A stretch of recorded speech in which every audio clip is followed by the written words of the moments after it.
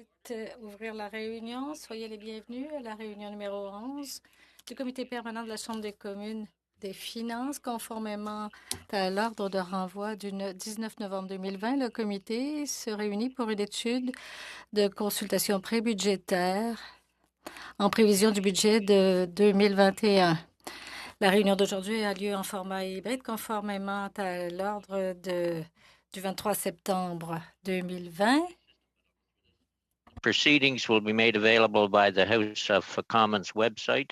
So you're aware the webcast will always show the person speaking rather than the entirety of the committee. I'll not go through the procedures because most of us here are members of Parliament, so I'll not go through them in order to save time.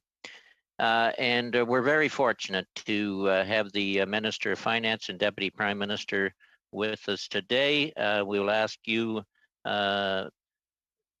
Christia, Minister Freeland, to keep your remarks as tight as you can, and then we will go to questions. And I believe you are here for an hour.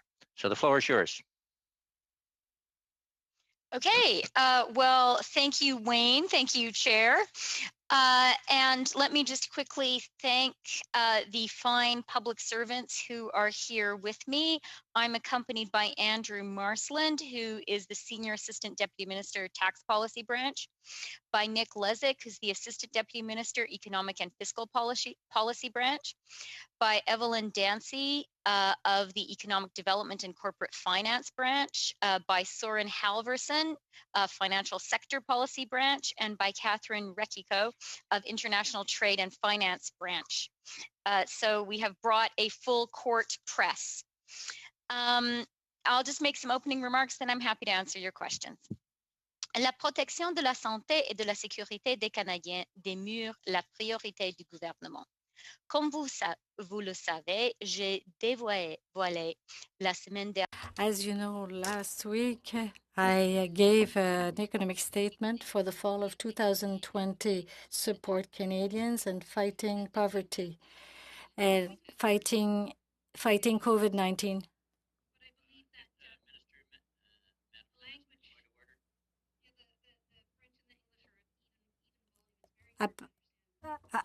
Minister, can you check if you're on the at the bottom of your screen there, if you're on the language you're speaking? Wait. That way. Okay. And one more question has Mr. Sorry Polyev about arrived? that. Okay. I don't see him. I believe he's in the waiting room. La deuxième vague de la pandémie est agressive. L'hiver sera difficile, mais on peut être. The second wave of the pandemic is upon us. We know that the challenges are significant, but we do have a plan to deal with the coming months and restart our. Another point of order. Sorry, I mentioned as the minister was beginning again that Mr. Polyev was in the waiting room. Is there somebody able to let him in? Yes, they will be. They will be looking after that. We had quorum, so we started. Minister, the floor is yours. Okay. Mr. Chair, the member is if the member is unable to attend the meeting, this may actually even be as strong as a matter of his privilege to attend this meeting. So I wonder if we can please ensure that Mr. Polyev is permitted to join the meeting. It is his privilege as an MP to be able to attend this meeting. Well, if he's had technical issues, I would agree. But I do know that Mr. Polyev always comes in the last seconds. There he is now, so we'll wait for him. He had been waiting for some time, according to the message I've got here. So all right, Mr. Do you want to do a sound test, Pierre, before the minister continues? Yes, sorry. Testing, 1, 2, 3. I think I was there was a problem in the waiting room there. But I'm with you now, Wayne. I know you were worried I wouldn't be here. I know you're waiting patiently. Back to you then. The minister has just started and introduced the senior officials from the department, so just started the remarks. Pierre, so you didn't miss a thing. Madam Minister. Excellent. Okay. The fall economic statement details our plan to protect Canadian lives, Canadian jobs, and Canadian businesses, and we are moving quickly to deliver on our commitments. The legislation I tabled last week, Bill C-14, proposes to move forward with several urgent COVID-19 related measures in the fall economic statement that will help Canadians get through this pandemic and strengthen our health response. For example, the legislation would provide low and middle income families who are entitled to the Canada Child Benefit with additional support of up to $1,200 for each child under the age of 6 in 2021. It would also help young Canadians by eliminating, for 1 year, the interest on their repayment of the federal portion of the Canada Student Loan and Canada Apprentice loans. I'm just going to change my language now. It would also, le projet de loi. The bill also provides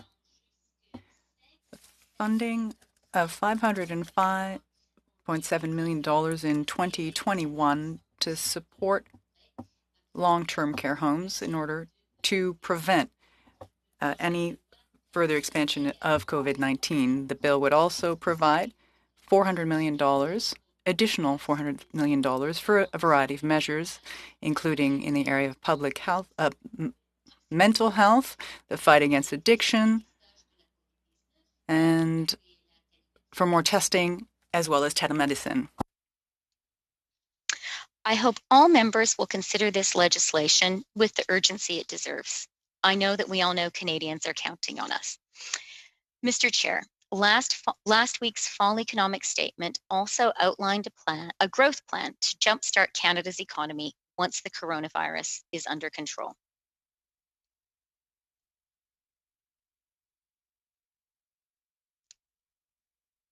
Le gouvernement investira.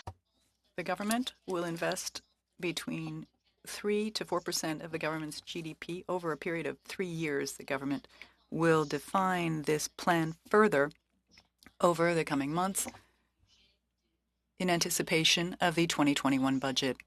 The plan will be provided to create good jobs for the middle class. This, Mr. Chair, is needed economic policy, and this is smart economic policy. One of the lessons of the 2008-2009 global financial crisis is that withdrawing fiscal support too soon after a deep downturn can hamper growth for years afterwards. Our government will not repeat that mistake. That said, our stimulus, our growth plan, will be time limited and carefully targeted. Fiscal guardrails will help us establish when the stimulus will be wound down. When the economy has recovered, time-limited measures will be withdrawn, and Canada will resume its prudent and responsible fiscal path. Uncertainties about the timing of the pandemic and global economic developments mean that the timeline for recovery should not be locked into a rigid, predetermined calendar. Instead, the government will track progress against several related indicators, recognizing that no one data point is a perfect representation of the health of the economy. These indicators include the employment rate, total hours worked, and the level of unemployment in the economy. Mr. Chair, I'm very glad the committee is beginning its consultations. The federal government will launch our own pre-budget consultations in the new year. We all very much look forward to hearing from Canadians about their priorities as we design our growth plan.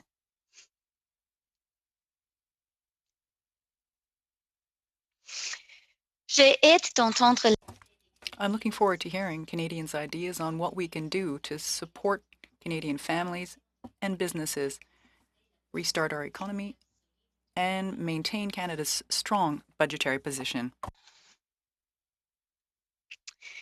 We Canadians have faced adversity in the past. We've faced tough winters, and we have always emerged stronger than before. I know that we will this time too. I would be pleased now to answer your questions. Thank you very much, Madam Minister. And I assume the speaking list for the Conservatives is Mr. Poilievre first. If I'm wrong, you'll have to correct me, Mr. Poilievre. And we'll go to a 6-minute round. And Madam Minister, like the night of the estimates in the House, we're following COVID-19 rules during this session. So try and keep your answers as close as possible to the time that they took for the questions. Mr. Polyev, floor is yours. Yes, with the government printing money to pay its bills, the cost of living is rising. Carbon taxes and other taxes are only adding to the problem. Groceries will go up by $700 per family. With these higher costs and rocketing unemployment, why is the Minister of Finance proposing to raise taxes, carbon taxes, liquor taxes, and payroll taxes right at a time when Canadians can least afford to pay? Madam Minister. Thank you for the question, Mr. Speaker. Let me point out that the jobs recovery in Canada, while incomplete, has actually been strong. 80% of the jobs lost in the depth of the coronavirus recession have recovered, and that compares to just around 60 in the United States. So Canadians are going back to work, and I congratulate them. On the tax front, Mr. Speaker, let me also point out that we have frozen the level of EI contributions, very much in recognition of the fact that the Canadian economy needs support. And I'll when have it to go comes back to groceries, Mr. Polyev. Okay.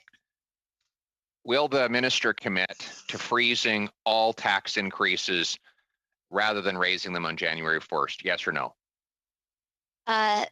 Thank you very much for the question. Let me just say, when it comes to groceries, one of the reasons that I singled out in my opening remarks the Canada Child Benefit is because we are very aware of the additional support Mr. that Polyev, families need. The question is very simple. Will the government freeze taxes on January 1st, or will they raise them? Yes or no?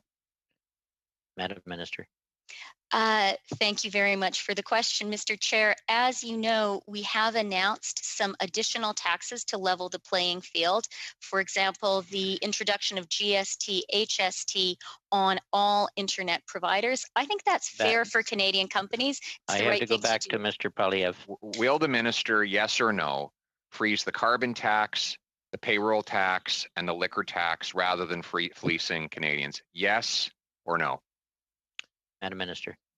Mr. Speaker, I think that it is quite wrong to use the term fleecing Canadians when it comes to the taxes that we pay to contribute to our society and to our communities.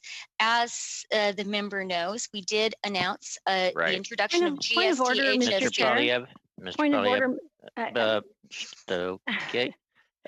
Point of order. Yes, I'm just concerned that the answers are getting longer and longer. And I wonder, you've done a great job setting the precedent. I wonder if the minister could continue to match the timing. I don't believe that's well, I guess it's the point of order. I'm trying to keep them relatively the same.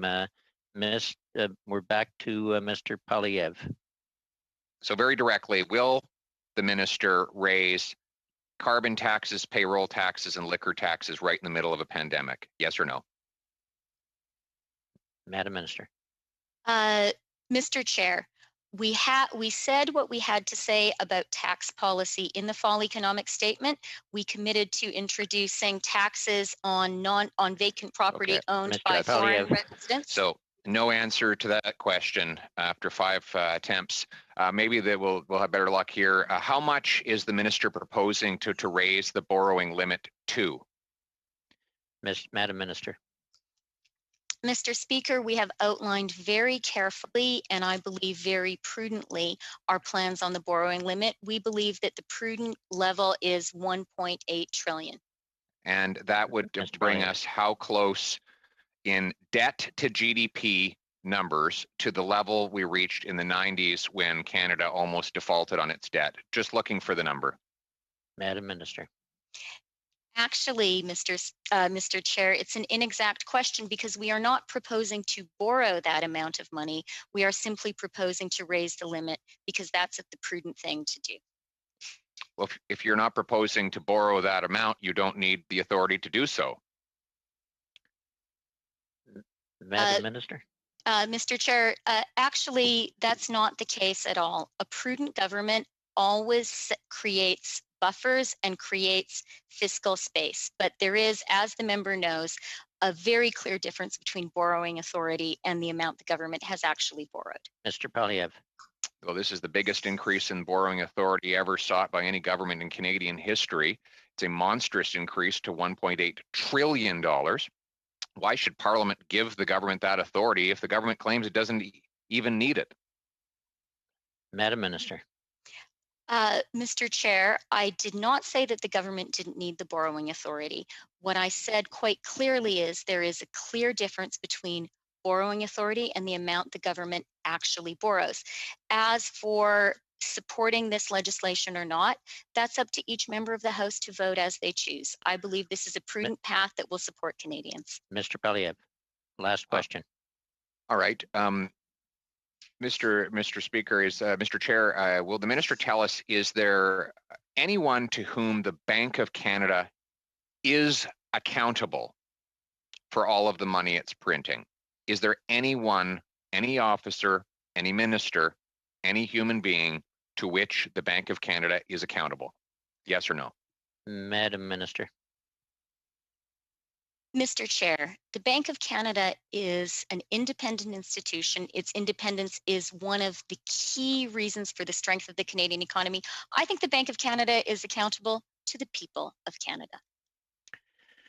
Okay, thank you both. Then we will go to Ms. Koutrakis, who's splitting time with Mr. McLeod. Ms. Koutrakis.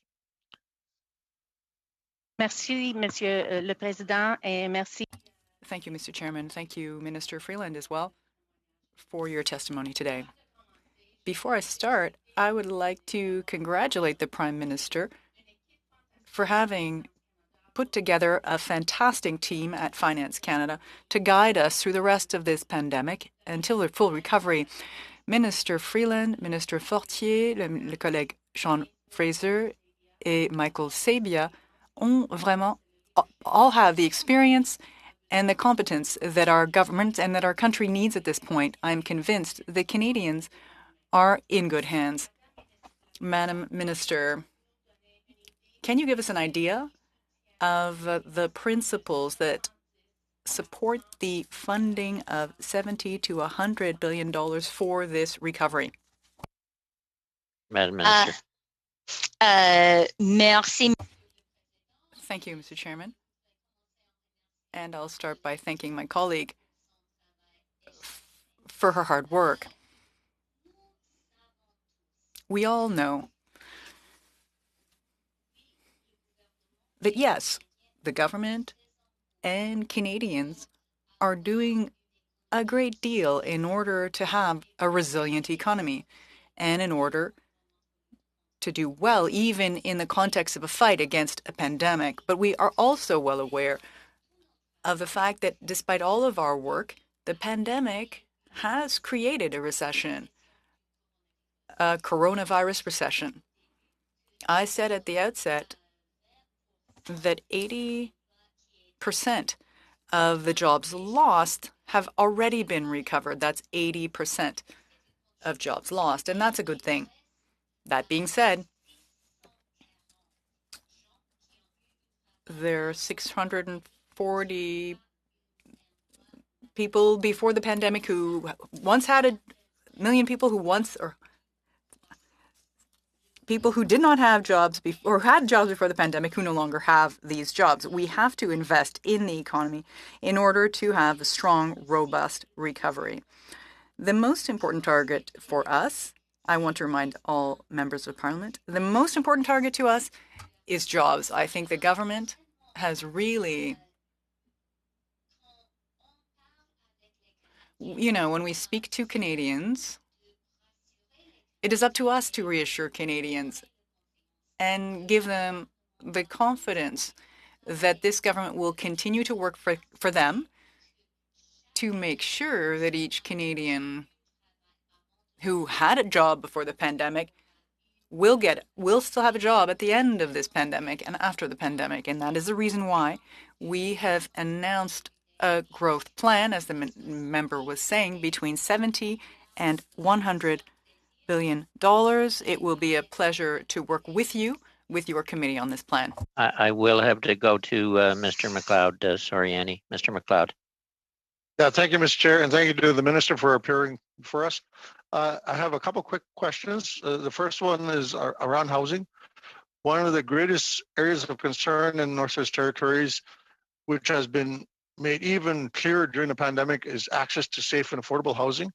My question is the government prepared to take further steps in budget 2021 to properly address the housing needs of Northerners?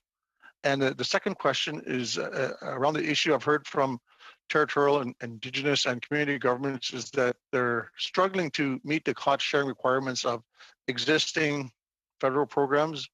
And COVID has made it, even harder. Is the government of Canada open to providing greater flexibility to ensure that very important projects for our regions are able to move forward and to proceed? Madam Minister. Thank you very much for the question. I'll start with the second, then move on to the first. And I do want to thank the Deputy, I'm looking at you on the screen right now, for his hard work representing the North. I think we are all aware that the North faces particular challenges, always, but especially now when it comes to fighting the coronavirus. In terms of cost-sharing programs and government programs to support the North in the fight against the coronavirus, I'm really glad to be able to say that the Northwest Territories received $30.7 million to support a range of measures that the territories have put in place to protect Northerners.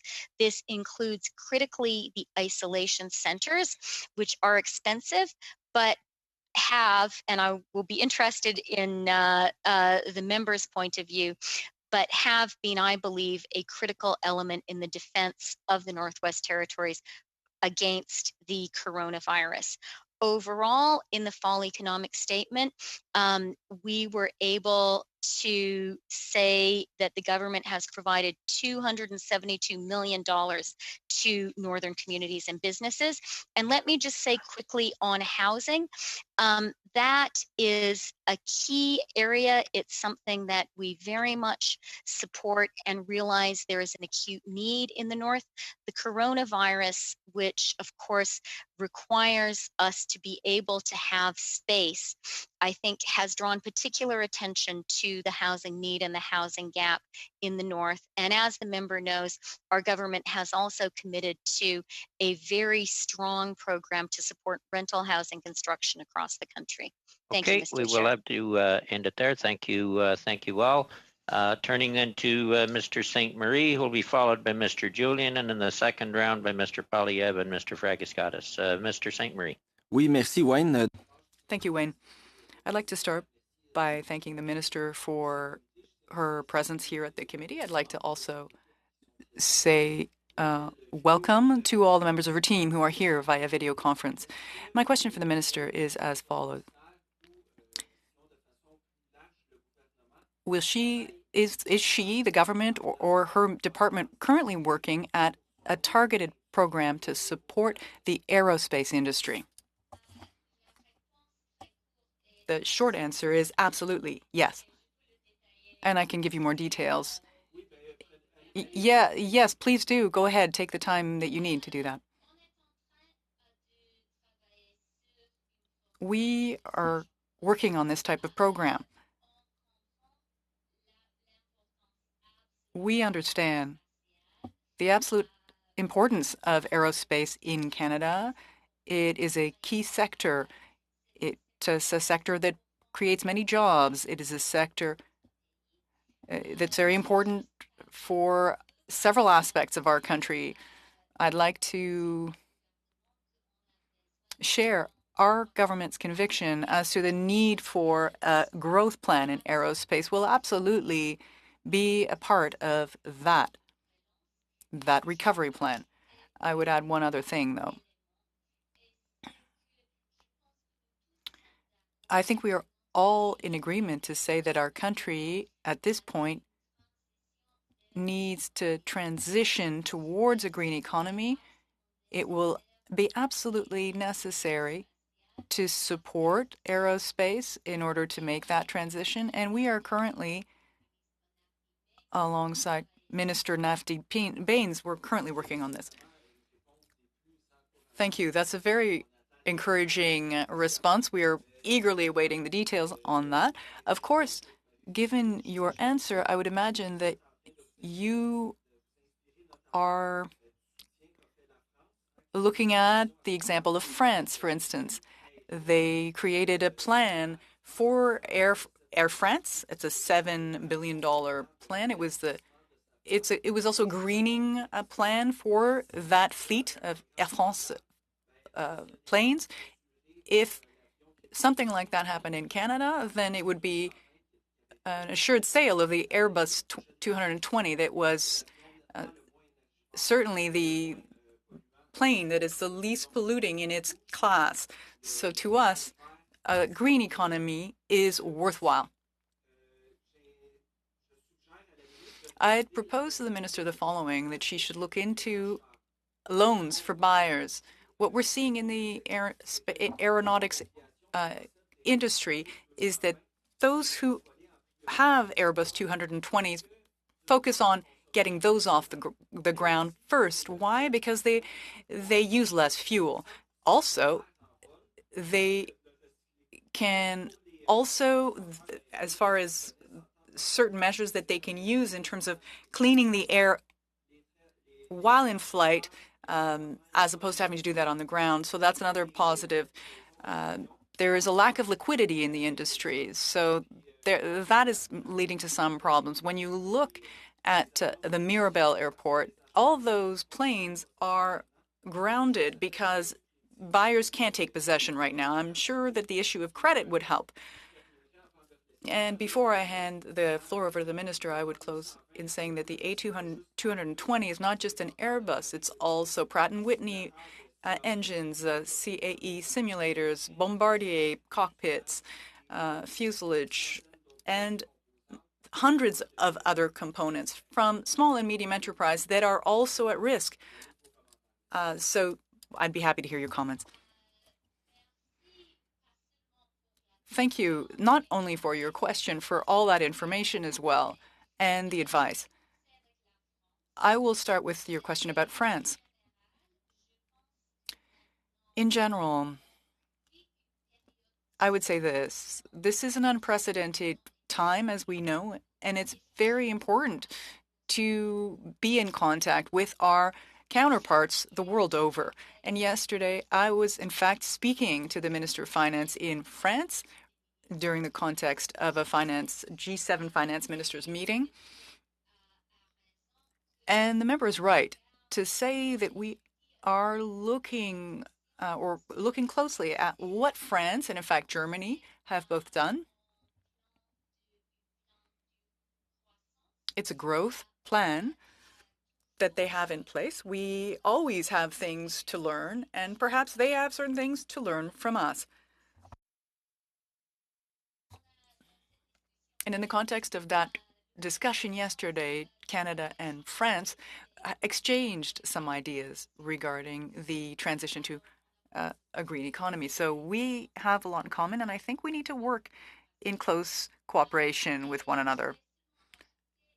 I would add this one last thing. I fully agree with the idea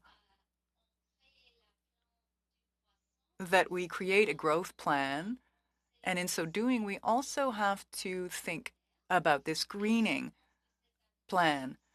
And I think the approach will be really appropriate in the area of aerospace. And I can say that the Canadian aerospace industry is very well positioned, as the member just said, and I fully agree with that. Thank you, Mr. Chairman. Do I still have any time? No, you're sorry. Okay, merci beaucoup, Madame la Ministre. Going to Mr. Julian, followed by Mr. Polyev. Mr. Julian, 6 minutes. Thank you, Mr. Chair, and thank you, Mr. Freeland, for being here today. We hope you and your loved ones are safe and healthy during this pandemic. Canadians are really struggling. A lot of them are struggling to keep a roof over their head, and a lot of them just trying to keep their small businesses going. So it's very disturbing to find out from journalists who've been investigating some of the distribution of COVID relief that dozens of large Canadian companies have been using COVID funds to issue dividends, engage in stock buybacks, and even given executive bonuses. Madam Minister, in these practices, and Just, yep. We lost you there for Peter, right where you said executive bonuses. We lost you there. If you could back up to that point. Thank you, Mr. Chair. Thank you very much. So executive bonuses, and my question is very simple. How many companies have engaged in these practices, and what is the total amount of what they have received? Madam Minister. Thank you very much for the question, and I do want to thank the member opposite for his advocacy for Canadian working families and for Canadian workers. I know that it is a very sincere concern. Let me say a couple of things about the wage subsidy. The wage subsidy can, by very clear and specific design, only be used to pay employees. That money cannot be used for any other purpose. That's something that it's very important for Canadians to know, and that's something that the government needs to be and is very, very careful about. The design of the wage subsidy was to encourage as many companies as possible to keep as many Canadians on the payroll. The wage subsidy has so far kept almost 4 million Canadians on the job, has kept them employed. I think that that is very, very important. Thank you, Minister. Go ahead. Minister, other countries have understood that you can't have companies taking COVID funds, engaging in issuing dividends, stock buybacks, executive bonuses. In fact, other countries are taking action against this. Now, a number of journalists have been attempting to get information from this government about where the COVID funds have gone, and over $80 billion as yet has not been those funds have not been transparently provided for us, so that the journalists who are asking questions, like CBC, like newspapers, are not getting the answers. So my question is, what are you going to do about these practices that clearly contravene what Canadians would see as an appropriate use of COVID funds, and why is the government stonewalling on getting this information to the Canadian public? Madam Minister. Thank you again very much for the question.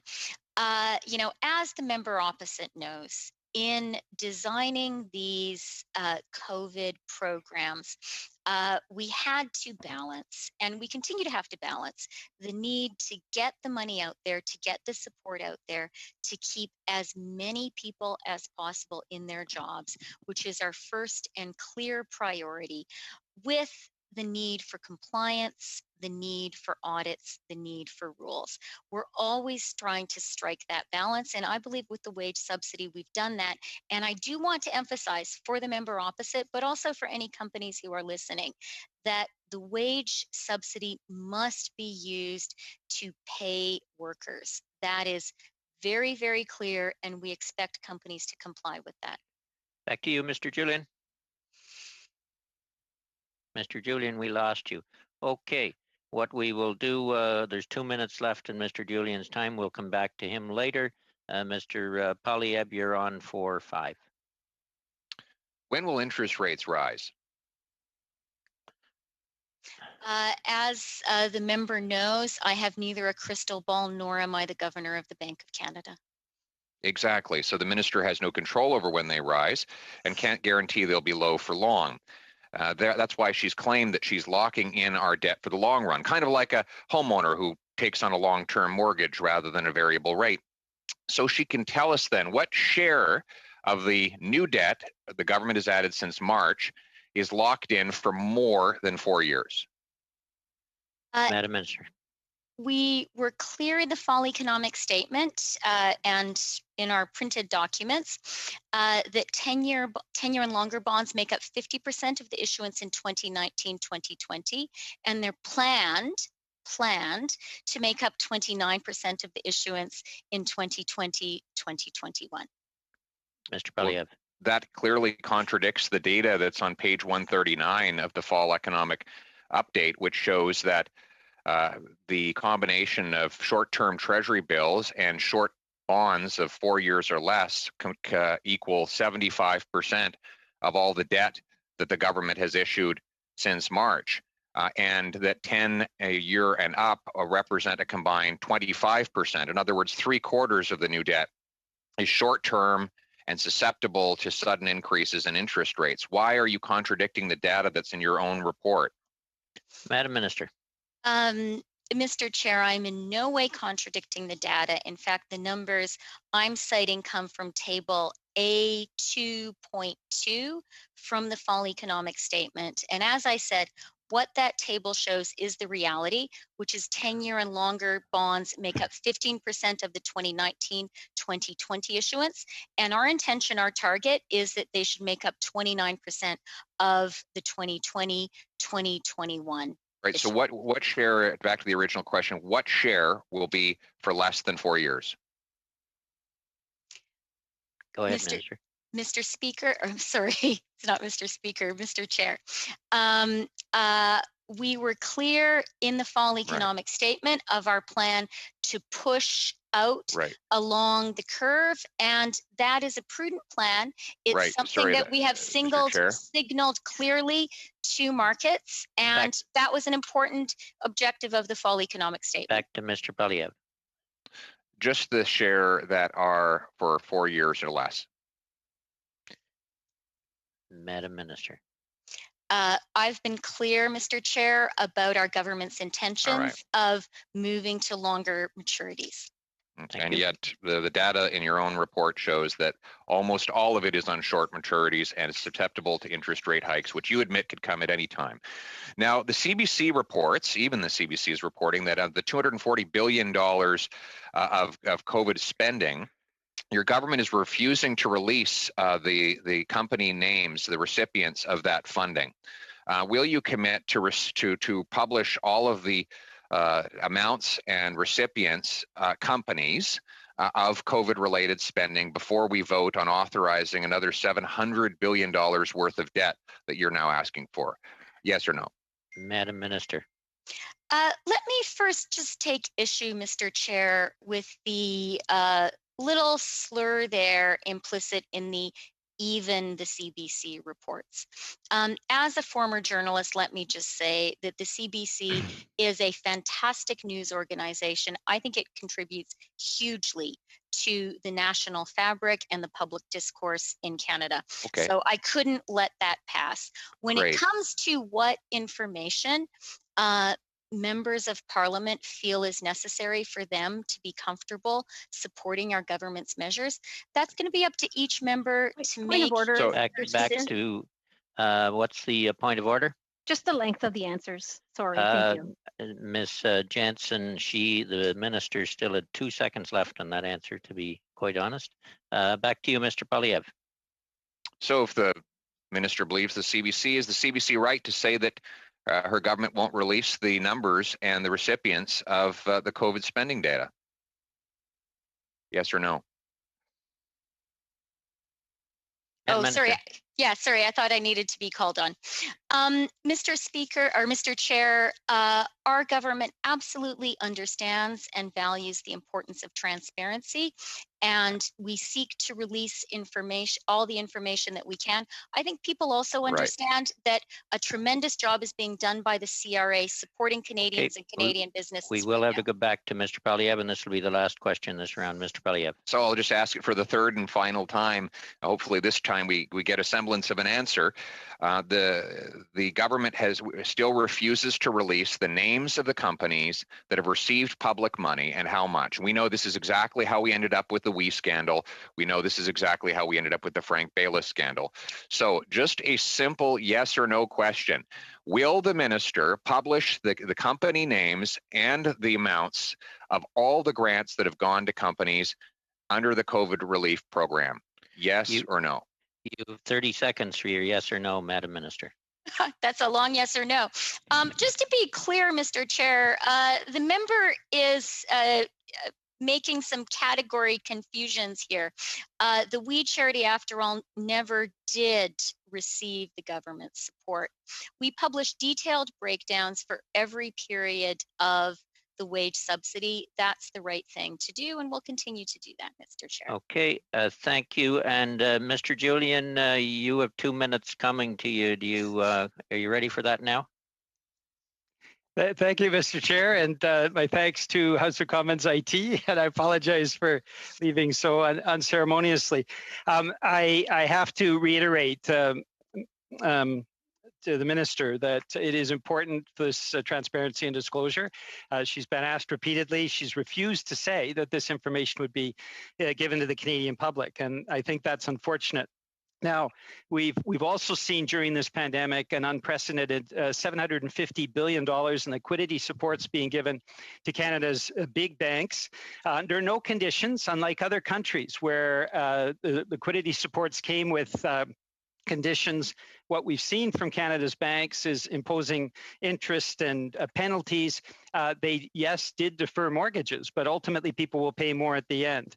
And so the question is very simple. When you see Canada's big banks reaping $29 billion in profits so far in this pandemic, why is this government not imposing conditions so that all of the supports that they've gotten from the federal government and federal government institutions also lead to people being supported in communities like mine and others right across the country?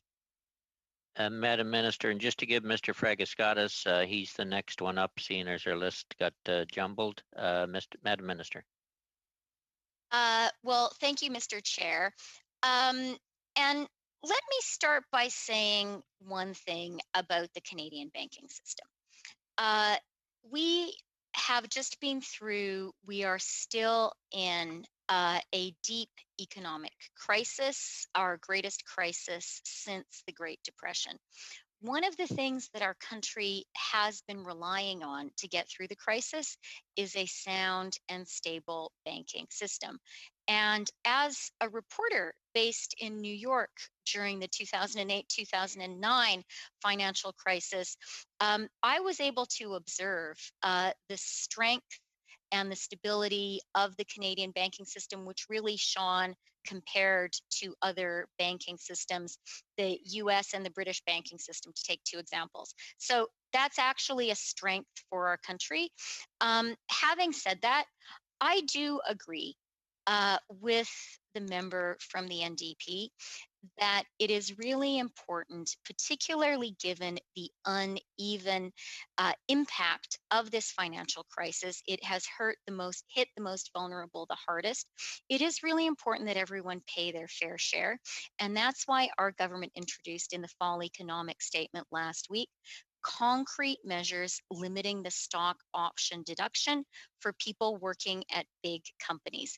That's a significant and important step, and I'm glad that we were able to take it. Thank you all. Turning to Mr. Fragaskatis, who will be followed by Mr. St. Marie. Mr. Fragaskatis, 5 minutes. Thank you, Chair and Minister. It's good to see you. Thank you for your testimony today. I wanted to put the following to you. As you very well know, there are particular sectors of the Canadian economy that have been more hard hit than others. So when I talk to London restaurant owners, hotel owners, those whose business relies on tourism, they are first of all very happy to have received wage subsidy support, rent support, the CEBA, those programs are sustaining those businesses right now. One of the questions that I also get is, how long will those supports be available? Because we could see a situation where the pandemic is addressed. We know that vaccines are on the way and that there is a silver lining here, but these businesses will be the last to come back. And so what do you say to those business owners that are wondering about how long programs will continue? Madam Minister. Thank you very much. Thank you very much, Peter, if I may, for the question. And I think all of us get asked that question. So let me first of all reassure all the Canadian businesses who are listening to us right now that the government has made clear that the wage subsidy and the rent support will be in place until next summer. We want businesses to have that certainty and to have that confidence. Let me also remind people that in the fall economic statement, we committed to raising the wage subsidy back to 75%. But I do think it's important for us to appreciate that we are all working in an environment with a great deal of uncertainty. And that's why when we announced our intention to put in place a growth plan, we were very clear that we would be guided by fiscal guardrails, and those would be employment, unemployment, and hours worked. So we are committed as a government to doing our job until Canadians have their jobs back. Thank you, Chair. It's a reassuring message, Minister. I have 2.5 minutes left. I wanted to ask you a question that actually picks up on something that you said in your testimony, a point about the 2008 recession and lessons learned. What does long-term growth mean to you? How do we put in place measures, obviously for the short term, that is happening, but how do we look to the long term and try and put in place policy that encourages continued economic competitiveness that would benefit the Canadian middle class? Well, thank you for the question. I think it's really ultimately the heart of everything that we're talking about and everything our government needs to do. I want to talk for 1 minute about scarring. And one of the things, as I mentioned earlier in my testimony, there was a G7 finance ministers meeting yesterday morning. And one of the things that many of us reflected on is the experience of 2008, 2009, and that economies experienced scarring, which made it harder for those economies to rebound after the immediate shock had passed. And that historic experience is one of the reasons that our government is so committed right now to supporting Canadian businesses and Canadian families. We know that if we do our job now effectively, Canada will be in a much stronger position to rebound once the vaccines have arrived and we're able to fully reopen the economy. And then I very much agree with the direction of the question. I think what we need to focus on then and begin doing our work now, and I look forward to the committee doing this work, is work on a growth plan which does two things. One, immediately has projects and programs which help our country get back to work as quickly as possible, help to close the output gap. And we need to be thinking about those projects and programs also contributing to our country's long-term growth. I think, and I'm confident that together we can do that. Okay, we will. Thank you both. We will go to 2.5 minutes rounds. First, Mr. St. Marie, then Mr. Julian, and I need someone from the Conservatives for the next 5 minutes. Mr. St. Marie. Oui, merci Wayne. Donc, Thank you, Wayne. So, Madam Minister, you have announced that the government is now working on a targeted support system for the aerospace industry. So could you inform the committee concerning the moment when that program will be implemented? Could it be announced, for example, in the next budget? Thank you. As I said, we understand the importance of the aerospace industry, and the aerospace industry will be part of our growth plan. And we've also discussed the importance of the green transition for the economy and for the aerospace sector. So the aerospace sector will be part of the green transition. I think that I've answered the question. So we can expect to see details to that effect in the next budget in the spring?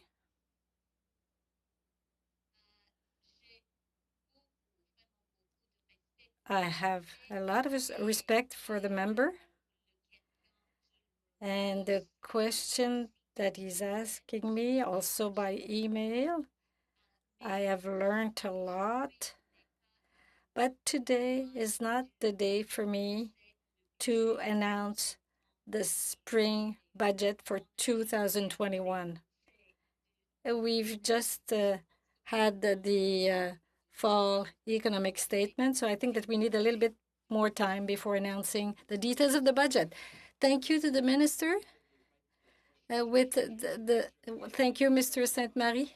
I thought that it was a good time. So in the measures that could be implemented, I would like to draw your attention on the recycling industry. A lot of air transportation companies have sent some of their planes in a desert in Arizona, whereas we have a company recycling airplanes in Mirabel. There is about 80 tons of aluminum, and there's also the recertification of certain parts of the planes. So it's an important part for growth and green economy and expertise at home. Thank you for those ideas. And maybe I could add that the member has talked about aluminum, which is also a very important industry for Quebec and Canada, and which has to be part of this work. And I think that we should all emphasize that Canadian aluminum is the greenest aluminum in the world. And we have to use that reality to help our exporters, including things that we manufacture using our green aluminum. Thank you very much. We will go just a little over time on your hour, Madam Minister. We'll 2.5 minutes with Mr. Julian, 5 with Mr. Polyev, and 5 with Ms. Zerowitz to round it out. Mr. Julian. Thanks, Mr. Chair. Now, Craig. we know during this pandemic that what we've seen is banks earning $29 billion. We've seen Canada's billionaires now increase their wealth by over $53 billion. And so far, the only reply that you've had for us, Mr. Freeland, is a partial closing of the stock option loophole. Now, we know that that's something that the government's been promising now for 5 years. So the question is very simple. At a time when it should be shared sacrifice, at a time when everybody should be paying their fair share, why is this government so opposed to a wealth tax, as other countries have put into place, an excess profits tax, which we had in place in the Second World War to avoid profiteering, or even to let the web giants pay their fair share? And I know your reply will be, well, the consumers will be paying GST, HST. The reality is the web giants are not paying the corporate income tax, and what they are doing is basically getting a tax-free competition, undermining many of our Canadian businesses. So I still am struggling with why the government seems to be opposed to solutions that would actually provide more resources so that we can provide what Canadians need in this time of pandemic and in the important rebuilding that will last for years afterwards. Madam Minister, you'll have about a minute to round that out. Okay, well, a minute seems like a long time, but there were lots of ideas in there. So let me first talk about the international internet giants. And as the member from the NDP pointed out, our government committed in the fall economic statement, and this is something we will do, to implement the GST, HST on multinational digital companies. This is a big deal. It's an important move by the government. It will raise money for the government, and that's important. From my perspective, it will do something else equally important, which is level the playing field between Canadian and international companies who are providing those services. And I'm very glad that we're going forward and doing this. The member asks another really important question, which is about international companies, particularly the digital giants, who do significant business in Canada and do not pay corporate tax on that business that they do here. This is really a pressing issue. Canada always prefers multilateral collaborative solutions. It is the best way to work with our partners around the world.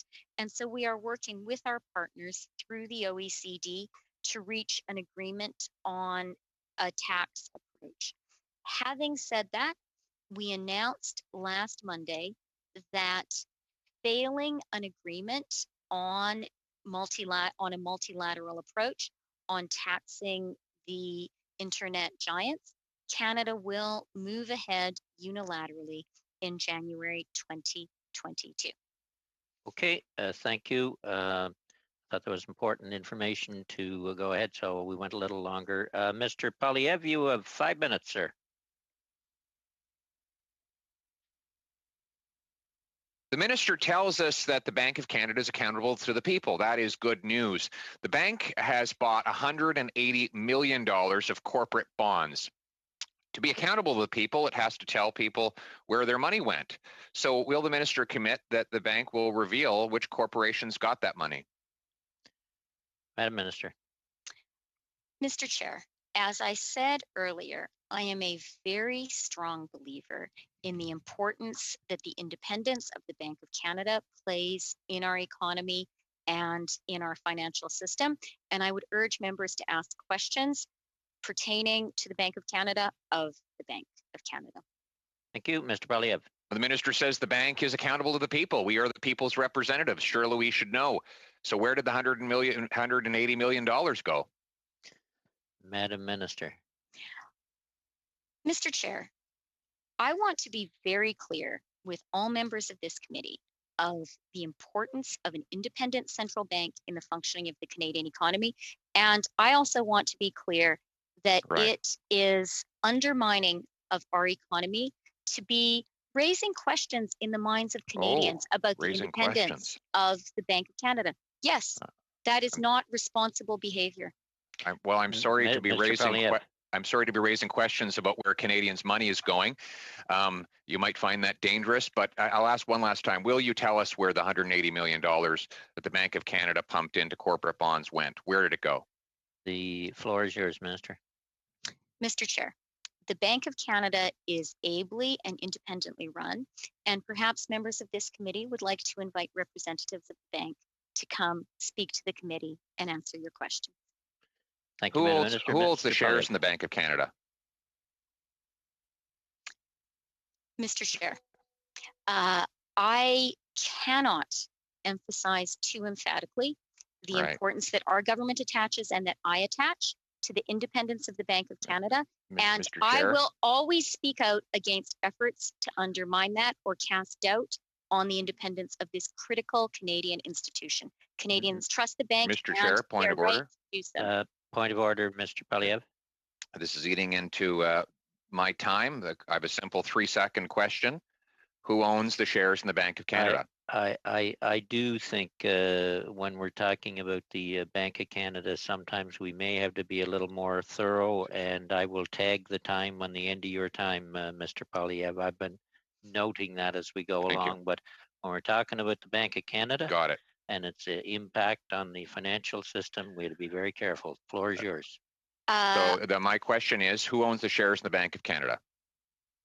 I thought that the chair had turned the floor over to me, and I would simply like to endorse our chairman's comments that the independence of the bank is important, and I would urge members who wish to ask questions of the Bank of Canada to invite the very able leadership and representatives of the bank to this committee. Who owns the shares in the Bank of Canada? Floor is yours, Madam Minister. As all Canadians know, the Bank of Canada is a Canadian government institution. It is, however, an independent institution, and its independence was a very important innovation at the time.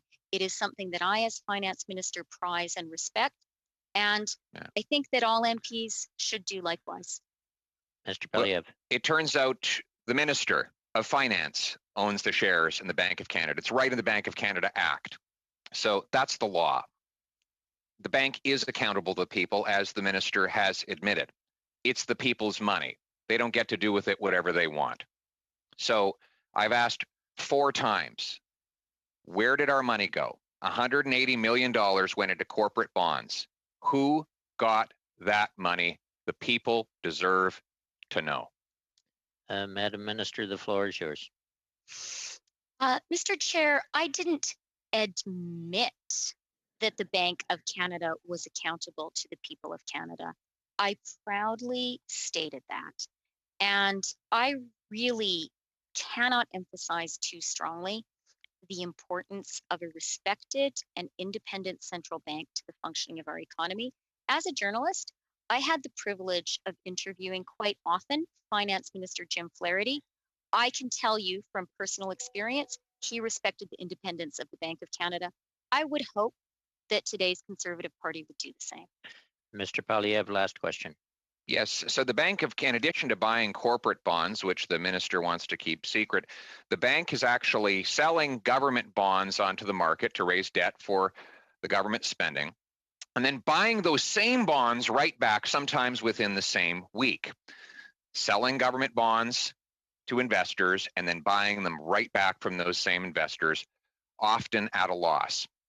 Will the minister commit to reporting to Canadians how much they lost by selling government bonds to investors, buying those same bonds back at a higher price and to the profit of private investors?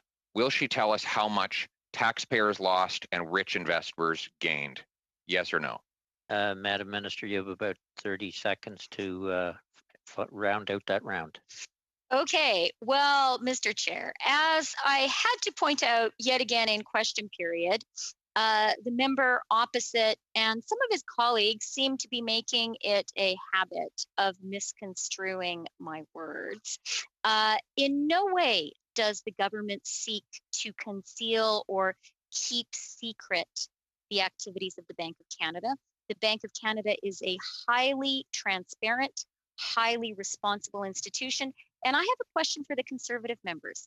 Do they respect the independence of the Bank of Canada as previous Conservative finance ministers like the late Jim Flaherty did? I hope they do.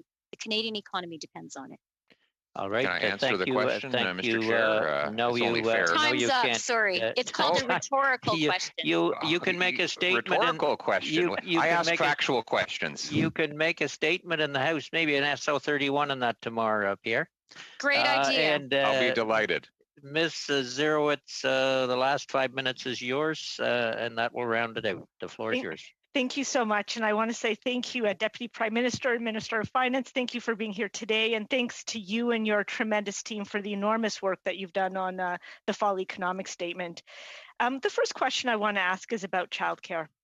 For almost too long as I could possibly remember, we've been talking about some sort of a national childcare. And we all know that women have been disproportionately impacted during this pandemic, but also we know that the only way we are going to have a strong economy in Canada moving forward is if we have full participation in our economy. So can you please explain what steps have been taken in the Fall Economic Statement to address a national childcare plan or move us towards one? Yeah, thank you very much for the question. This is an issue very dear to my heart, and I really believe it's an issue whose time has come. Yesterday was the 50th anniversary of the tabling of the report of the Royal Commission on the Status of Women.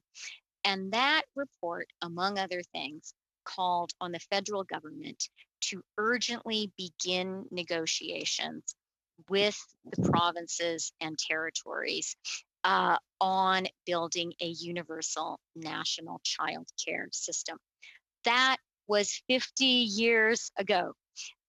This has remained something that Canadian women, Canadian mothers, I would say Canadian parents have been hoping for and pushing for in those 50 years. But I think there are two things that make now a moment that we really can have a breakthrough. The first is the coronavirus and the impact of the coronavirus pandemic, particularly in the spring when so many schools and daycares were closed down, was, I think, that many business leaders became more aware than they had been of the necessity of childcare to keep women in the workforce. And we're seeing now that women's labor force participation has really taken a hit because of this pandemic. And one of the things I am so struck by right now is it's not just the usual suspects, early learning childcare advocates and feminists who are talking about childcare. It is also corporate leaders. And people are talking about childcare as what it is, which is a driver of economic growth. Early learning and childcare can help parents participate in the labor force, and it can also create a better labor force when those well-educated little children grow up. So I think we need to see it, of course, as a feminist issue, but also as a real growth driver. And I think our country is starting to look at it that way. The second really important thing, Julie, if I may, is that we now have the example of Quebec. And so talking about early learning and childcare is no longer a theoretical exercise. It's no longer like some of the debates we have in the House of Commons or at committee, where everyone has their pre-baked, entrenched ideological positions. When it comes to early learning and childcare, we can look at Quebec and can say it works. Labor force participation in Quebec, particularly of mothers of children 3 and under, is off the charts. It's one of the highest in the world, and this has been a major contributor to economic growth in Quebec. It's worked in Quebec. It's time for us to learn from La Belle Province and find ways to make it work across the rest of the country. Ms. Zerwich, you're allowed to split a minute and a half. Okay, no problem. I have a question that I know the Deputy Prime Minister can answer very quickly. I will tell you, after all the questions around childcare and about emergency supports, the number one question that Davenport asks about is always about our green recovery. They care passionately about us moving as quickly as possible on climate change. And so if you could please tell us what measures have been included in the fall economic statement in support, our aggressive support to continue to fight against climate change. Of course, we put in some measures on climate change in the fall economic statement as a down payment on the growth plan we've been discussing earlier today. They include home retrofits, grants of up to $5,000 to help people make their homes more energy efficient. That's sort of a double win because it will put people to work retrofitting your home. And at the same time, it will help our whole country to become more energy efficient. Maybe it's even a triple win because it will lower your electricity bills. We also announced investment in the infrastructure for zero emission vehicles across the country. Again, double win there because we'll create jobs in building that infrastructure and we'll make it easier for people to shift to zero emission vehicles, and significant investments in nature-based solutions to climate change. Again, building those nature-based solutions is also a job creation program. Thank you. Okay, with that, we will have to end it there. Thank you, Minister, for your coming before the committee and answering our questions. I would say we had some interesting exchanges, some suggestions, and certainly some food for thought going forward. So we leave those ideas with you, and we thank you for your presentation. Thank you very Wayne, much. can I just offer one final Yeah. thought, something I meant to say, which is we have some of Canada's hardworking public servants from finance here with us. They have been working just like Stefanovites to prepare the fall economic statement. And they were working really, really hard before that to support Canadian businesses, Canadian families, and the Canadian economy through this crisis. And I think this is a good opportunity. Maybe all of us will agree on one thing, and only one thing, all members of this committee, that Canada is very lucky to have such fine, smart, hardworking, and dedicated public servants. So thank you very much, ladies and gentlemen. Thank you, Minister, and you'll get no disagreement on that point. And we now will turn to the department officials, and I believe most of the ones you named are on our list, and we can see them on the screen. Members have the department officials on their notice of meeting. So I don't know, Andrew, do we turn to you? I don't believe there's an opening statement, or is there, Andrew? Mr. Marshall? No opening statement, but I've known you too long, Mr. Marshall, and I probably shouldn't be calling you Andrew. Okay, then we will go to the first round of questions in the 6-minute round. Mr. Kelly and Ms. Jansen will be splitting that round, followed by Mr. Fraser and Mr. Koutrakis on a split. Mr. Kelly or Ms. Jansen? Mr. Kelly, I believe it's you. Thank you, Mr. Chair. I'd like officials to comment on what an interest rate increase of 1 percentage point would do to Canada's finances and affect its ability to service debt. Who wants to take that? This is one of the difficulties with operating virtually. You'll just have to click on and go from there, who's ever answering that question. Who's going to take that? It's Soren Halverson from the Financial Sector Policy Branch. Thank you for the question. The answer to that question is a little more complicated than it would appear to be, in the sense that you've got a debt stock, and it depends on how the debt matures. So well, it's mostly short term. We heard that in the opening statement.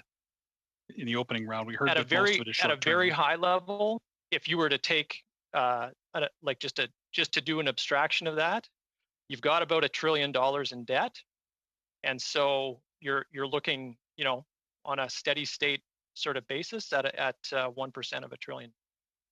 Yeah. So, Mr. Kelly, I'm going to give you 4 minutes and Ms. Jansen 3 because we took some time here. Go ahead.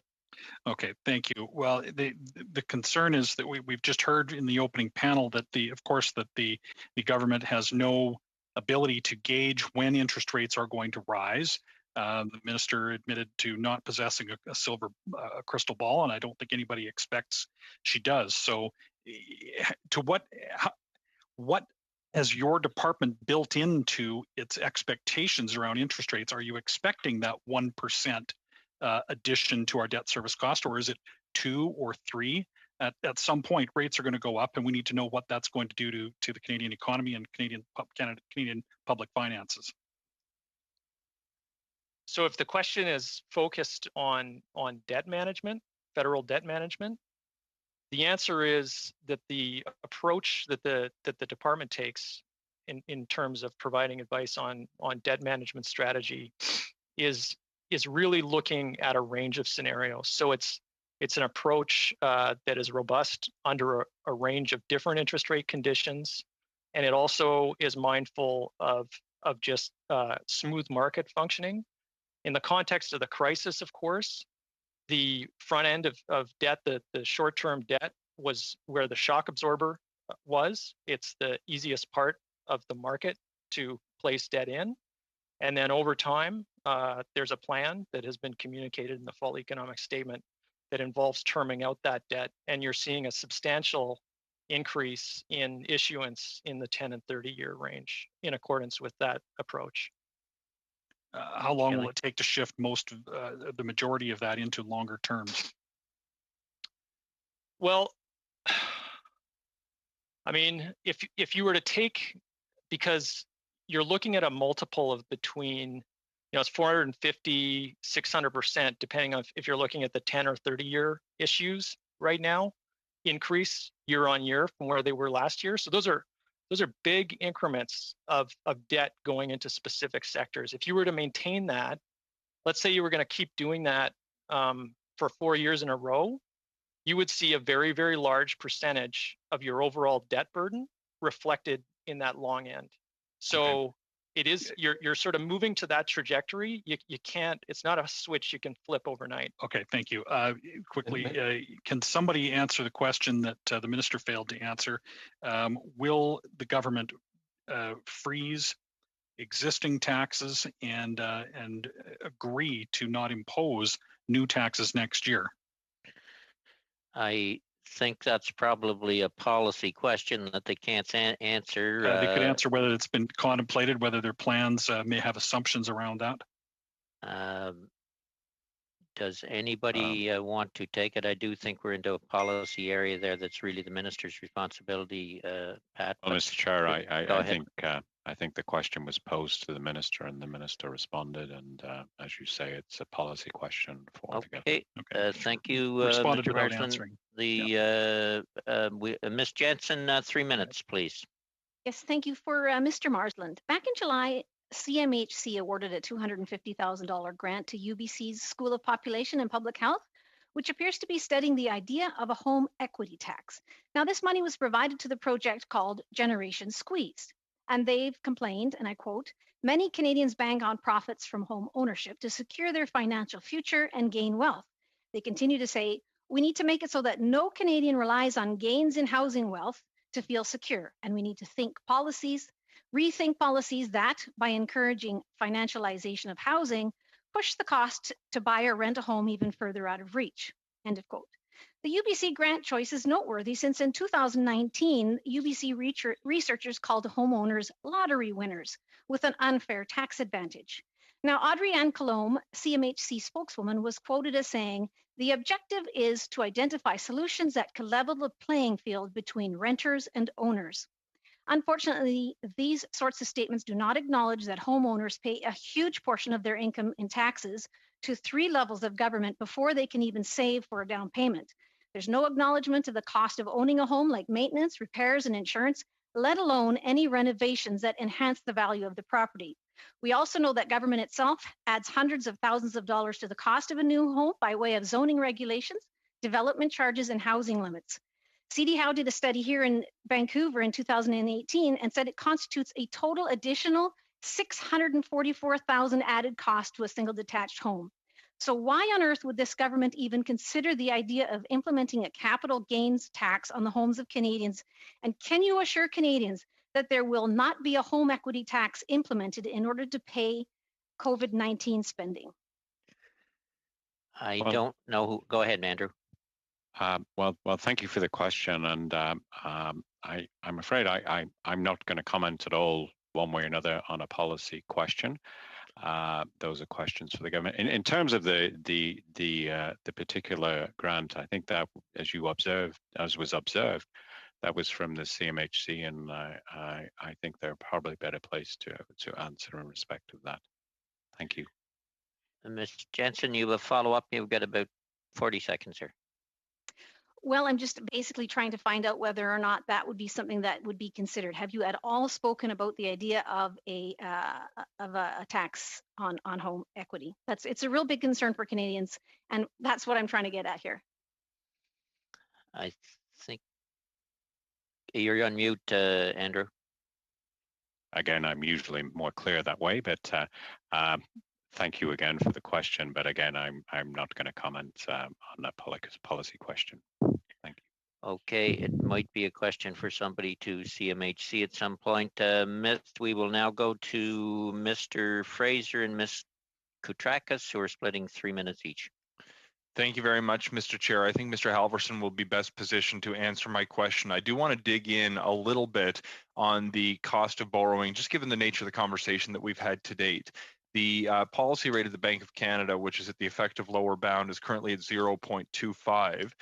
The Conservatives keep raising fear about a potential 1% increase, which would represent a 500% increase if it were to shoot to 1.25 overnight.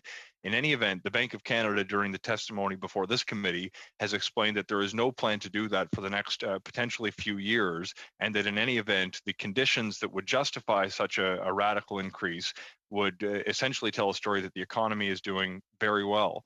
But Mr. Halverson, back to this question, you explained previously that even if there were a short-term hike in the interest rate, the existing debt would need to term out first. I assume you mean the term according to each debt that's owed would have to pass before that would become due. In your view, does this window of time, given the remaining term on debt that we hold, does it actually create an opportunity for us to effectively refinance our debt at a much lower interest rate, given what's happened in the world, so we can save significantly on borrowings that may be required to finance spending in response to the pandemic? Soren and Mr. Chair, sorry, this is Nicholas. Sorry, can I just make one contribution to the discussion? Yes, go ahead. Thank you, Mr. Chair. I just wanted to point out that the fall economic statement actually prints a forward-looking expectation for the yield curve. So it prints an interest rate path through to 2025. And you can most clearly see that if members wanted to jot notes on page 121. So what the department does is surveys a group of 14 private sector economists and takes the straight average of their macroeconomic variables, which include a path for both short and long-term interest rates. So in that context, there, as the economy strengthens, there is an expectation that there will be a backup in rates across the yield curve. So across 3-month rates all the way through to 10-year rates. Mr. Leswick, yes. Can you slow down a little bit and speak right into your microphone if you can? The translators are not translating at the moment. Okay. And I'll cut to the chase. There's a path for interest rates published in the fall economic statement. That path and the cost is imposed on the term structure of the debt and the debt management strategy and brought into the fiscal framework that's presented in the document. So it is explicitly outlined that there's an expectation of a backup in rates, and those costs are brought into the fiscal framework as published in the document. That's very helpful. That was actually going to be question number 2. Question number 3, I'll skip to it then. A lot of fear has been raised on this committee around the potential that we're going to fall into a position similar to the one that the federal government in the 1990s saw, before significant measures were taken to erode the debt. Obviously, this is not the 1990s. The interest rates are not the same. Can you give a sense, perhaps Mr. Leswick or Mr. Halverson would be positioned to answer this, as to what, as a function of the total expenditures of the federal government, what percentage of that is expected to be servicing debt as compared to the 1990s? Who wants to go? Mr.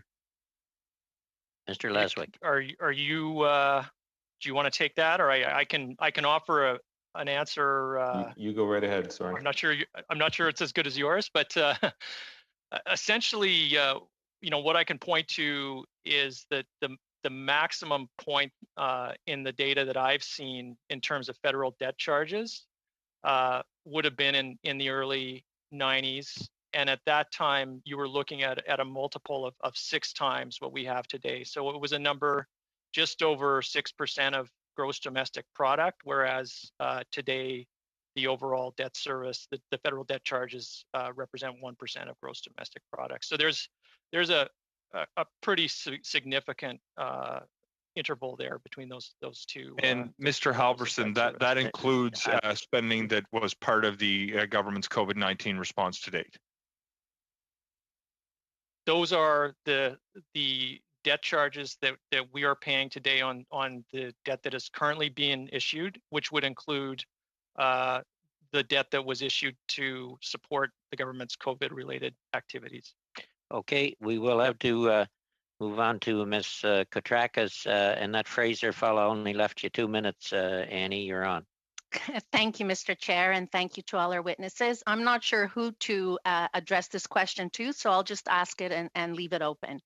Benjamin Tal, the Deputy Chief Economist at CIBC and an ex-colleague of mine many moons ago, recently pointed to significant savings of Canadian businesses and households as a potential source of massive economic growth as people regain confidence in the economy and return to normal spending habits. Would you agree with Mr. Tal's views? And is there any reason to be concerned with the savings Canadians have collected during the pandemic? Would this, in the long run, help our economic recovery? Okay, who's on? Ms. Leswick, Mr. Leswick, I believe. Yes, thank you, Mr. Chair, and thank you for the question. And so following the release of the Canadian economic accounts for the third quarter, we saw a significant buildup of savings that added on to savings that we started to see emerge in the late summer and early fall, which in nominal terms is a roughly $150 billion of buildup in savings sitting in deposit accounts, liquid accounts at Canadian financial institutions. And indeed, I think a lot of economists are pointing to that and using this term preloaded stimulus as when the economy gets back to normal and that virus risks are contained, whenever that is. We don't have a crystal ball, but that consumers and businesses would be more willing to re-engage in the economy with those lower risks, and that they would start to draw down on those savings. And so they could provide a significant boost to the economy, even if some of those savings were just to get consumer spending back to its pre-pandemic levels, or even more, that people have pent-up demand that they're going to release because they're sitting on all these cash accounts. So we'll see, but that's the general theory. Okay, we are going to have to move on to, excuse me, to Mr. St. Marie, followed by Mr. Julian. Mr. St. Marie, 6 minutes. Oui, merci, Monsieur le Président. Thank you, Mr. Chair. Once again, hello to all our specialists of the Finance Department. Thank you for being here. I will start with a follow-up from a question that I asked during the in-camera for the economic statement. It dealt with the employment insurance bank. And forgive me if I'm mistaken, but this bank has to legally balance over a period of 7 years. For this year, for the current period, we can expect a significant deficit. Was there a legislative measure undertaken to transfer this exceptional deficit to the consolidated fund, or should this fund keep the equilibrium rate over the 7-year period? Take that. Merci beaucoup pour la question. Thank you for your question. So indeed, the government's done a couple things. One is it has frozen EI premium rates for the next 2 years. And two, it has made whole the EI account for costs related to the Canada Emergency Response Benefit. That being said, the pressure on the account to take on just status quo financial pressures related to employment insurance benefits, just because of the weakness of the labor market, will likely leave the account in deficit over the medium term. And this puts upward pressure on premium rates. That being said, legislation constrains those EI premium rate increases to 5 cents per year. But I don't want to predetermine any policy decision on the part of this government or future governments in terms of how they might want to treat those premium rate increases in the context of pressure on businesses and workers that are trying to get back on their feet. OK, Mr. merci.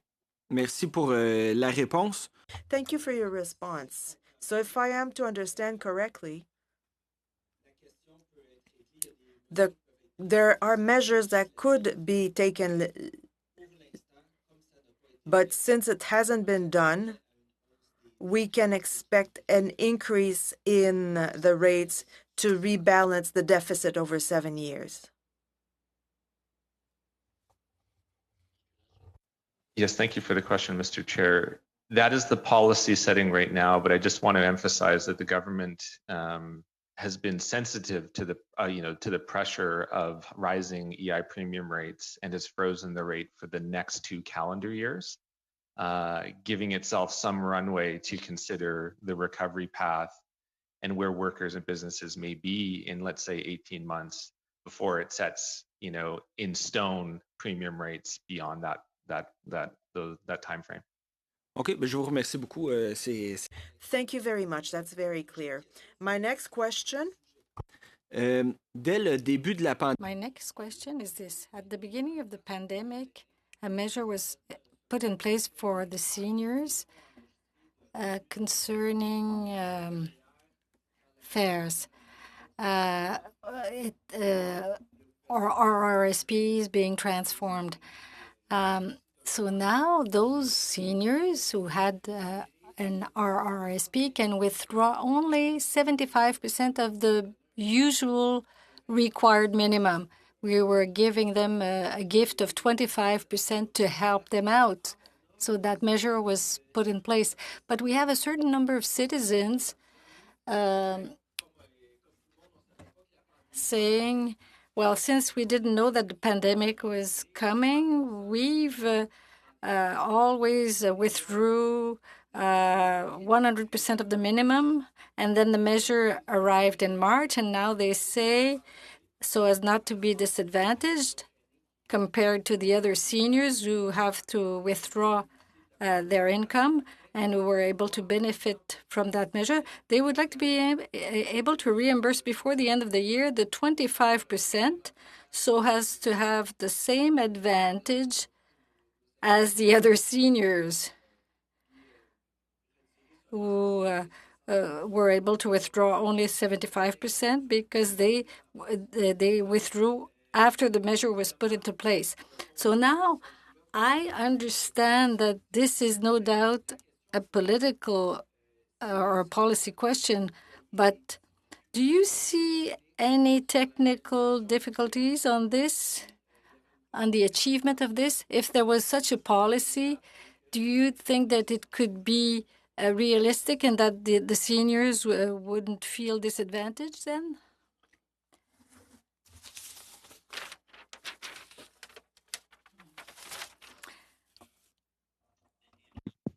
Thank you for the question, and you're correct in that early in the year the government announced a reduction in the minimum, temporary reduction in the minimum registered retirement investment fund withdrawals in recognition of the circumstances that existed then. I must admit I don't know the answer to the question, but I would like to take it away and consider the question about the technicalities associated with that. So perhaps I could return to the committee with that. Okay, thank you. And we are at a time. Yeah, if you could provide that information in writing, Mr. Marsland, it'd be great. Turning to Mr. Julian, a 6-minute round. Mr. Julian. Merci beaucoup. Merci pour votre. Thank you very much. Thank you for your presence today, and I hope that your family are safe during this pandemic. First question. I have a series of questions, and I would like to have brief answers. First of all, regarding companies that received the money during this pandemic and that paid dividends or gave bonuses to their CEO or to people who purchased their stocks, when will that information given to the public?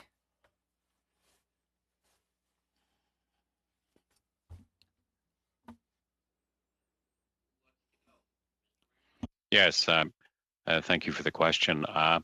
I think I don't know the answer to that question. The legislation the wage subsidy is provided under the provisions of the Income Tax Act, and the Income Tax Act generally prohibits the disclosure of taxpayer information.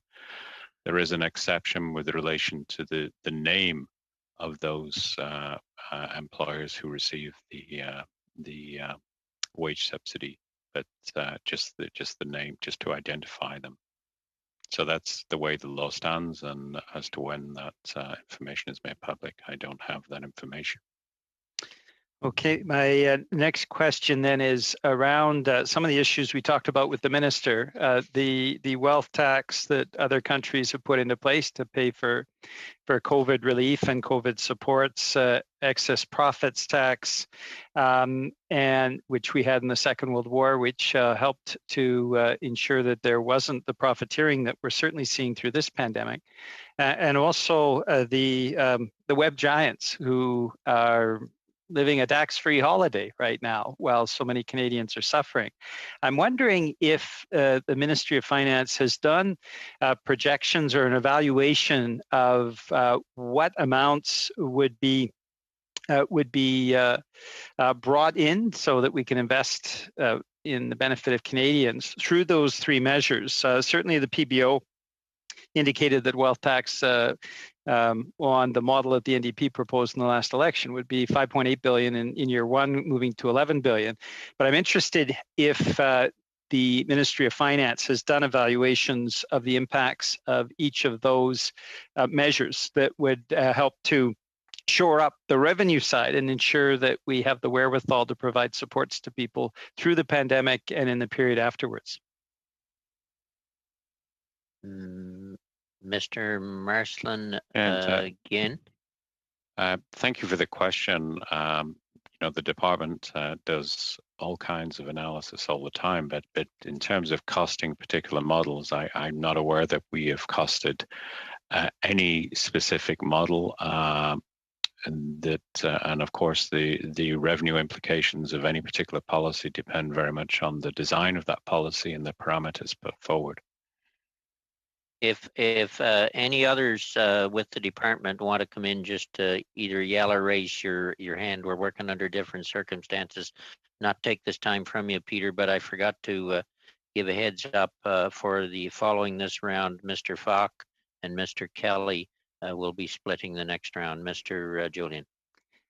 Thanks, Mr. Chair. So I gather from that there hasn't been an evaluation done by the Ministry of Finance, and I find that somewhat disturbing given the situation we're in and the important investments that have to be made to support Canadians. I'm also wondering about companies that are listed in the Bahamas Papers, the Paradise Papers, the Panama Papers. To what extent the Ministry of Finance tracks those companies. These are companies that have obviously used offshore tax havens. I know this is also a responsibility through CRA, but does the Ministry of Finance track any of those companies who've been listed in these publicly listed papers? Go ahead. Well, again, thank you for the question. I think as was identified, it's really an issue for the Canada Revenue Agency, who has used amounts that the government, resources the government have devoted to the whole issue of international tax avoidance and evasion.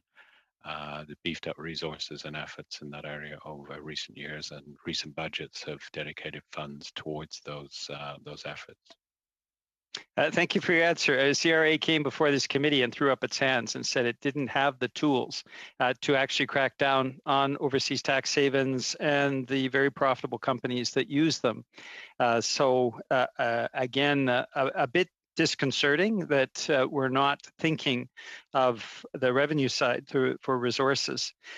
My final questions are around evaluation of costs for programs that are needed and supported by the Canadian population.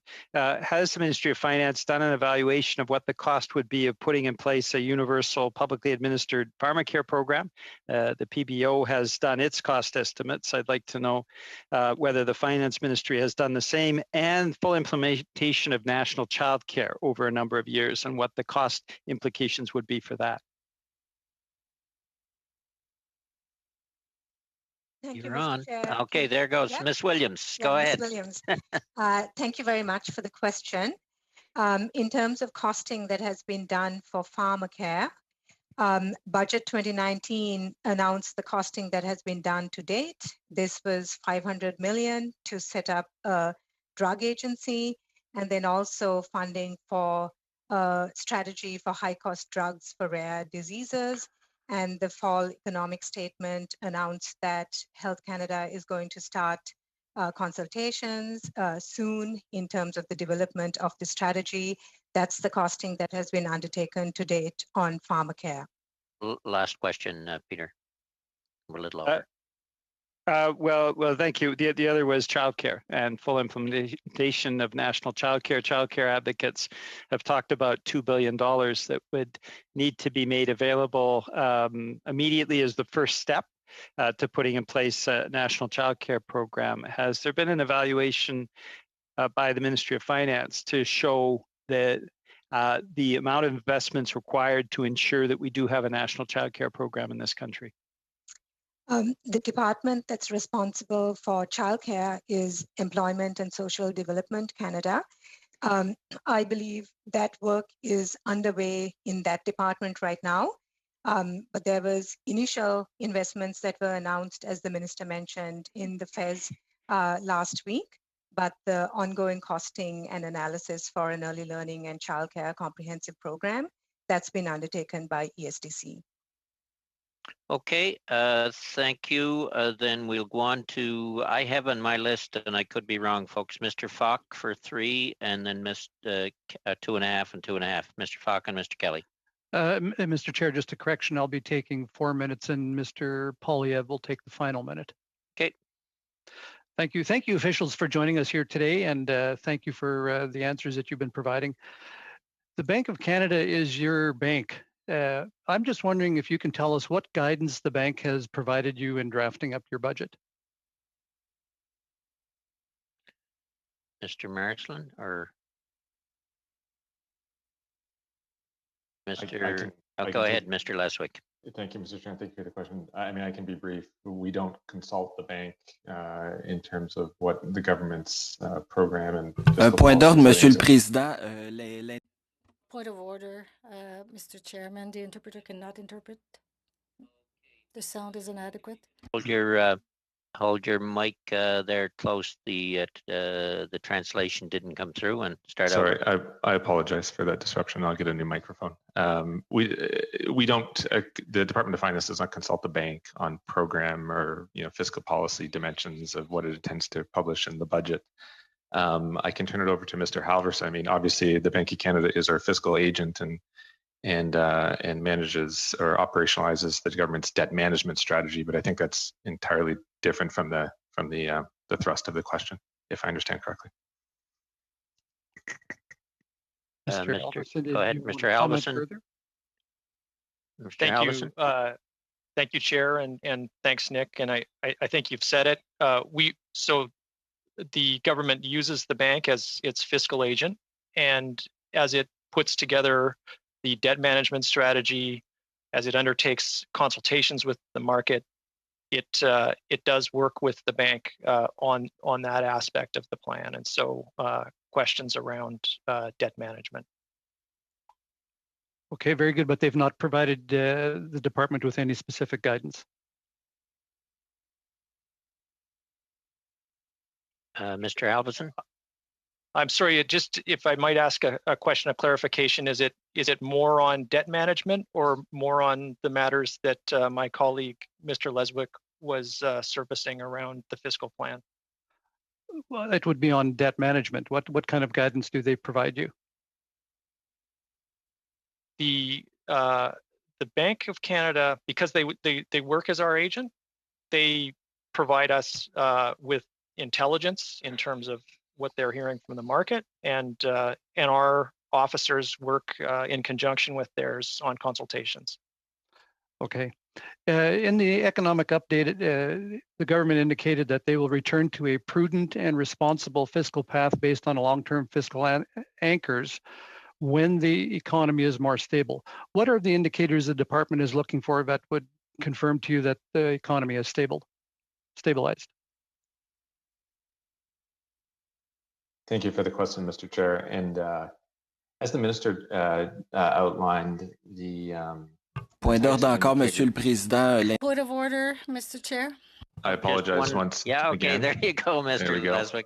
There we go. I'll try not to forget a third time. Sorry about that, Mr. Chair and members. The so-called fiscal guardrails, as they've been titled in the document published last Monday, the nexus of those is really around the labor market, so total hours worked in the economy, the unemployment rate, and the employment rate. So using those as barometers for the strength of the recovery and how to appropriately calibrate and unwind fiscal stimulus over the recovery phase. Last question, Mr. Falk. Okay, thank you. When the carbon tax scheme was hatched, it was proposed that farmers would be exempt from paying the carbon tax. For the most part, that works, but there's been situations that arise when heating fuel is being used either for heating the barn or for heating grain dryers, propane and also natural gas that has not been carbon tax free for farmers. I believe that was an oversight, and will that be corrected in the next budget? I'll turn that to Mr. Maslin, but I believe it's a policy question. Okay. It is a policy question, and I guess I'll note the question. In terms of clarification, I think the exemption from the fuel charge applies to fuel used in farm machinery,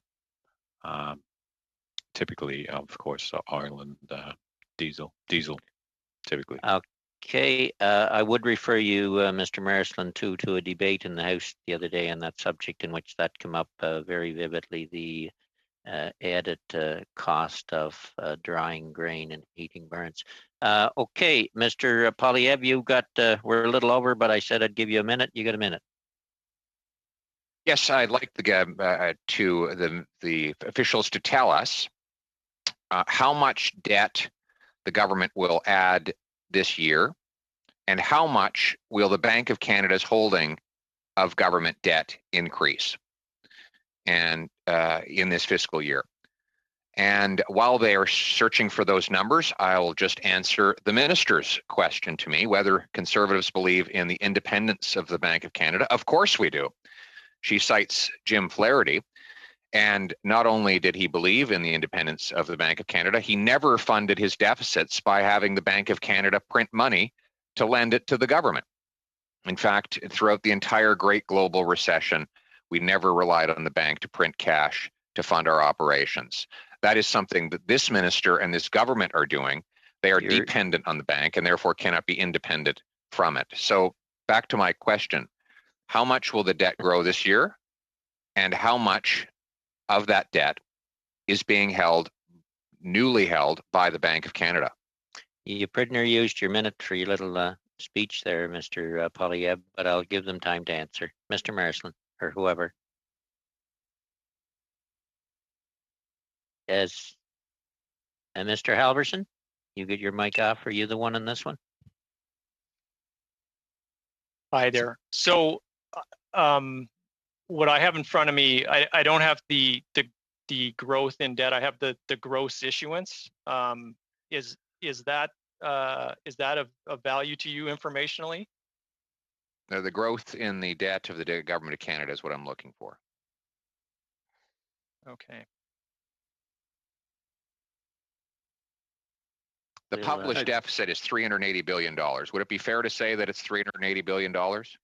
So I think what we're searching for, thank you, Mr. Chair, and thank you, member, for the question. I think what we're just trying to zero in on is what you would like to use, Mr. Member, as the definition of debt. So the growth of the federal debt, on an accumulated deficit basis is exactly as you said. It's just the value of the deficit, which is $387 billion. In terms of how that answers my question. Then how much has the Bank of Canada purchased in government debt securities in the same time period? I don't have. Thank you for the question. I don't have that number at my fingertips, but you know, depending on the Bank of Canada's, buyback operations over the course of the year, it's going to be within some vector of between 3 and 400 billion, I would assume. So basically the same amount that Pierre, you're borrowing. You're out of way over time. I've been kind today. Mr. Fraser will split time with Ms. Zerowitz. Mr. Fraser, you're up first. Thank you very much, Chair, and I'll only ask one question so I don't eat into my colleagues' time this go round. The question really comes from a line of argument that I've seen the NDP making in the House of Commons and earlier at this committee, and that's the effort to conflate the direct support measures that have targeted Canadian households and businesses with the liquidity support that's provided to the financial sector.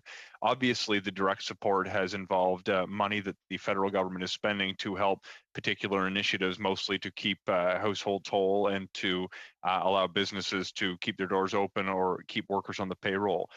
Would one of the witnesses care to distinguish the direct support provided to households and businesses from the liquidity support and demonstrate that it's not, in fact, the federal government cutting checks to big banks as the NDP have suggested? Who wants to take it?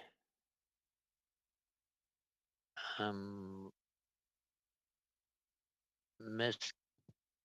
I would say on a point of order that that's a complete deformation of what I've been saying, but I could certainly rebut him. That is debate, Mr. Julian. Does somebody want to take that question? It relates to the liquidity issue. Can anybody take it? Mr. Marsland, I'm going to turn to you to see if I believe you're. I can. Thank you, Mr. Chair. Mr. Leswick, and hold your mic up. Yeah, you got it. And I'll try my best, but I don't know what value added my response is. I mean, there's various tranches of liquidity support that the government has put in play over the course, 8 months over the course of this pandemic. One is just liquidity support in the form of tax deferrals. So on, corporate tax deferrals, remittances of GST, HST for corporations. 2 is just the liquidity support that was, operationalized through the Office of the Superintendent for Financial Institutions, providing capital relief, which, in theory, would allow financial institutions more capital space in order to affect lending. And the 3rd is just the straight up liquidity programs that the government has put in play through a whole menu and catalog of credit programs sponsored through our Crown financial institutions. So that's kind of the 3 tranches of liquidity support, and hopefully that provides some, added substance to. Okay, we'll turn to Ms. Zerowitz. I think we'll just turn to Ms. Zerowitz. Thanks so much. Thanks to all of you for just being here today and for all your hard work and answering all of our questions. If the average Canadian, it's really hard for them to digest a lot of our numbers. The 80% jobs coming back, the 8.9% unemployment rate, 52% debt to GDP ratio, 1 trillion debt, $381 billion deficit. Do we track ourselves? Do we loosely track ourselves in terms of our progress compared to other countries? And if so, who do we do that with? And if no, then just tell me no, and I'll go to my next question. Mr. Leswick. Thank you for the question. Yes, what we've tried to showcase in the fall statement that was released last week is some of the progress we've made, really just from the pure output and employment indicators compared to some of our G7 partners. So, and what we've shown is that the rebound in Canada was quite strong over the second and early parts of the 3rd quarter.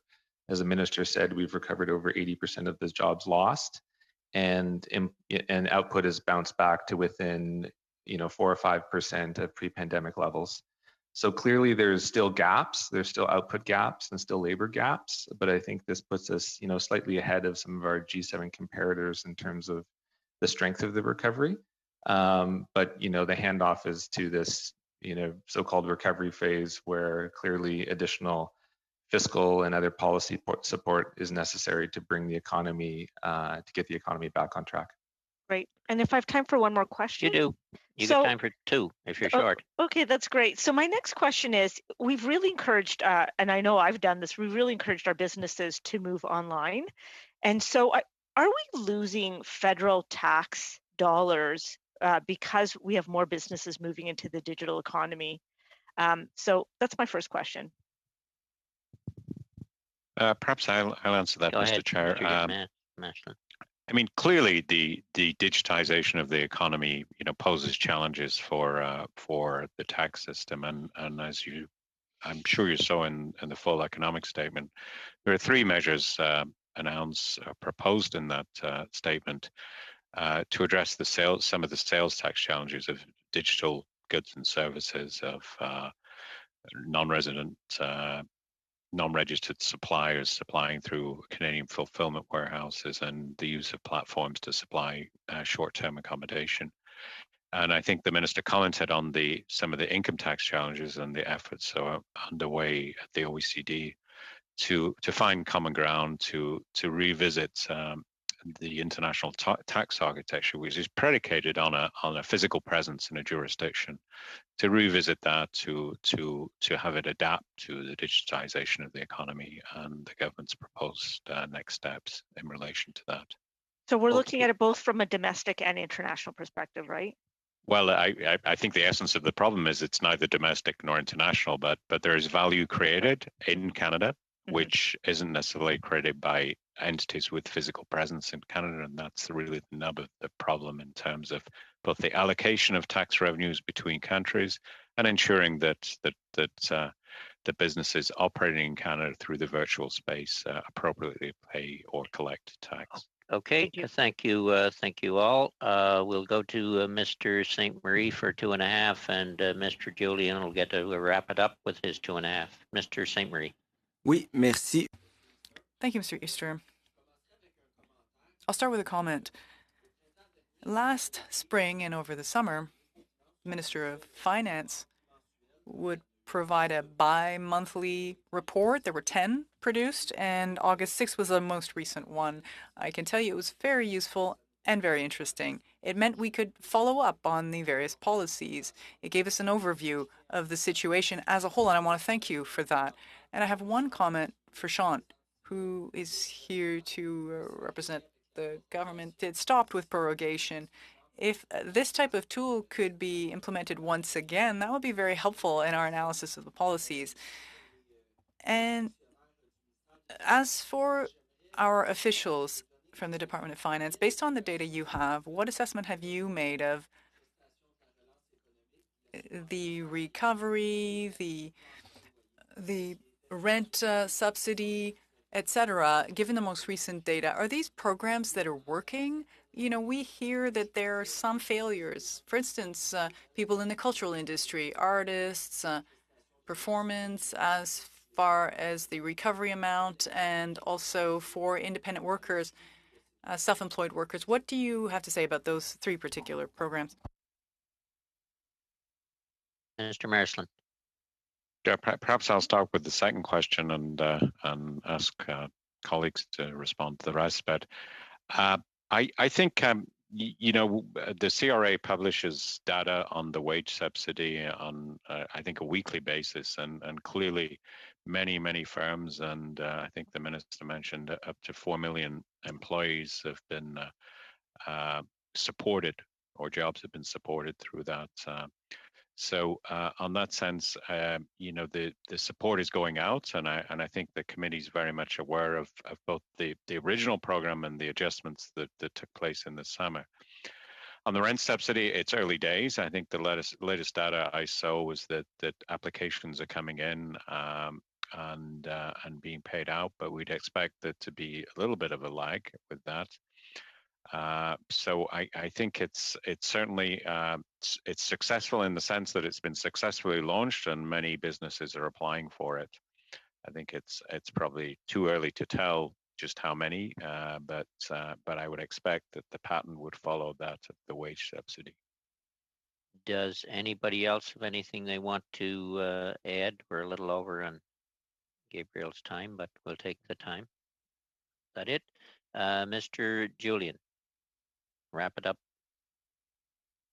Thanks, Mr. Chair. First, a bit of a rebuttal to Mr. Fraser. What I've been saying all along is when you provide $750 billion of liquidity supports, what you're doing is socializing the risk.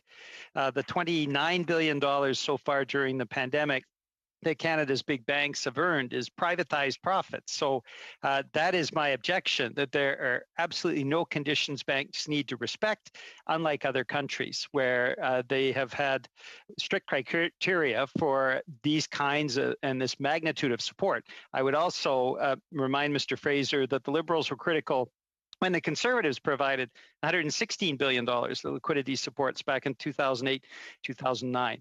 And so I think that is my rebuttal there.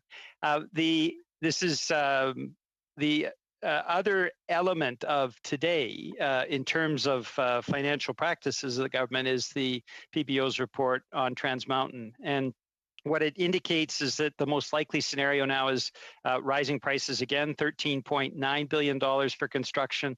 The Parliamentary Budgetary Officer estimates it could go well beyond that. And the fact that it is not a viable project, that ultimately it will lose money unless the government doesn't proceed with any further plans to combat climate change. And so in almost all of the scenarios, 1 out of 18 and amongst the most likely, can Trans Mountain ever earn money? So my question is, given the size and scale, the magnitude of the money involved in this project, has the Ministry of Finance been consulted to do an analysis of the viability of the project, the impacts on climate change, and whether or not it's advisable for the federal government to spend now $14 billion in taxpayers' money to construct this project that will almost certainly lose money? I'm not sure who can answer that, Mr. Marsland. I will. No, there I see Miss Dancy. Go ahead. Yes, thank you. Thank you for the question. Today's PBO report, we actually took some pride in the conclusion that the PBO found that the government has continued to act in terms of this project on a commercial basis, and that the likely outcome is that Le résultat potentiel, ce serait une valeur présente nette d'environ 600 millions de dollars. Certain scenarios, future scenarios that were tested. These are not necessarily the most likely scenarios.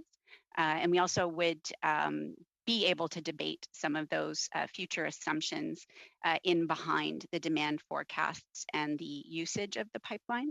Overall, we were comfortable with the PBO's methodology and certainly with its finding regarding the commerciality of the project.